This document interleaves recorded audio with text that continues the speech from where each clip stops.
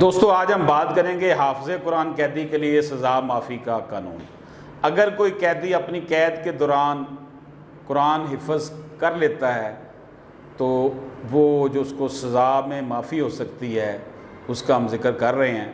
اگر کسی قیدی کو 3 سال قید کی سزا ہوئی ہو اور وہ قیدی قید کے دوران قرآن حفظ کر لے تو اس کی سزا میں سے 6 ماہ کا عرصہ معاف کر دیا جائے گا۔ اگر قیدی کی سزا 3 سال سے زیادہ اور 6 سال سے کم ہو تو اس کو بھی 6 ماہ کی معافی ملے گی۔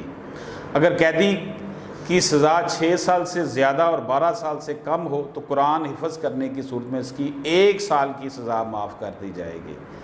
اسی طرح عمر قید اور 10 سال سے زیادہ سزا پانے والے قیدی اگر قرآن حفظ کرتے ہیں تو ان کی سزا 2 سال معاف کر دی جائے گی۔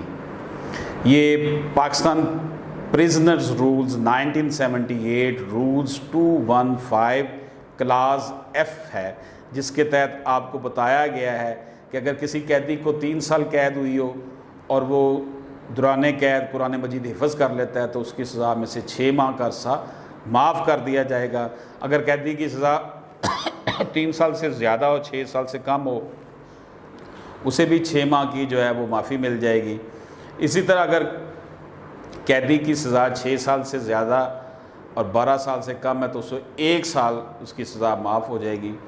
اگر اسے عمر قید یا 10 سال سے زیادہ ہوئی ہے سزا تو اس کو 2 سال کی معافی مل جائے گی۔ اجازت دیجیے، اللہ